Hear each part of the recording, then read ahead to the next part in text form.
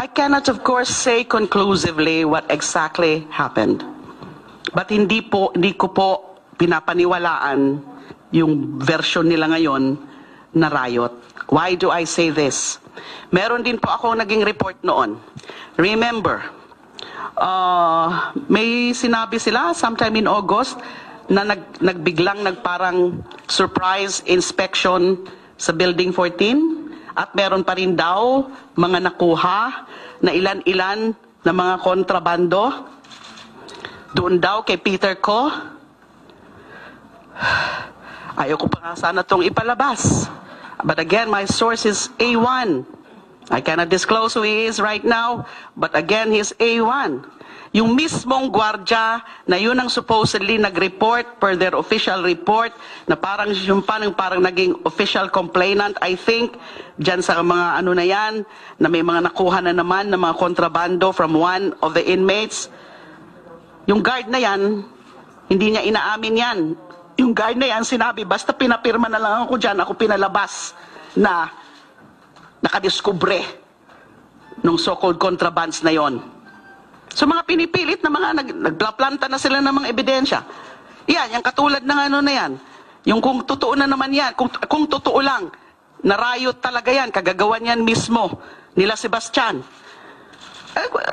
Hindi yan nalalayo dyan sa mga official version nila ng mga ng agaw, ng laban. This is really madness. Nakikiusap talaga ako sa Pangulo, kinakagire. Uminto na po kayo sa mga dyan sa madness.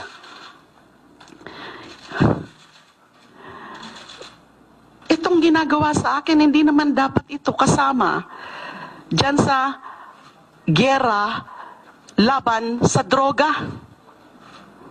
Itong malagyera na rin na ginagawa nila sa akin ay dahil lamang sa isang matinding galit ng isang tao na Pangulo na ho natin ngayon.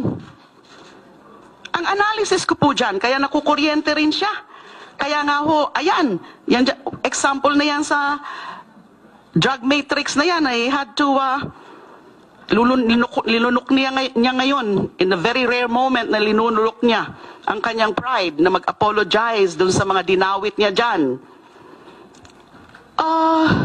Ang nangyayari po, this is my analysis. You may or may not agree with me, but I've been thinking about this sa mga nangyayari ngayon. There are forces, elements, personalities surrounding the president na alam talaga kasi nila kung gaano kagalit sa akin ang Pangulo gawa noong 2009 nga tungkol sa DDS inquiry. So, itong mga ibang puwersa na ito, mga personalidad, mga shady characters na umaali-aligid dyan ngayon sa Pangulo, yung iba dyan nakikita nyo sa House inquiry, they are taking advantage, they are capitalizing on the personal vendetta on the part of the president. Ginagatungan nila, dinadagdagan nila, sinusuplayan nila ng mga mali na mga impormasyon, ng mga lies. Kaya lumaki na, nang lumaki yung istorya. All of a sudden, I'm now the believed drug queen.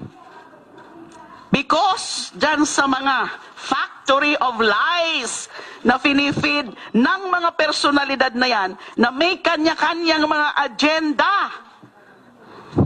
Either galit talaga sa akin, they have an axe to grind also, dahil may kinasuhan ko rin sila, pinakulong ko rin sila, o kaya kung ano man, ng mga iba pang mga agenda. Naiipit sila, at yun ang pinapagawa sa kanila. Hindi ka namin kakasuhan, basta ipitin mo, ituro mo si De Lima, libre ka na. Ito ang immunity. Yan po ang analysis ko. Kaya sino pinakakawawa dito? Ang Pangulo. Pero syempre, ang mas kawawa ang bayan. Dahil naapektuhan na ng husto. Pinagtatawanan tayo ng international community. Tingnan nyo, nagkakaroon na ng impact sa economy. Ako na naman ang sisisihin dyan. By you know who.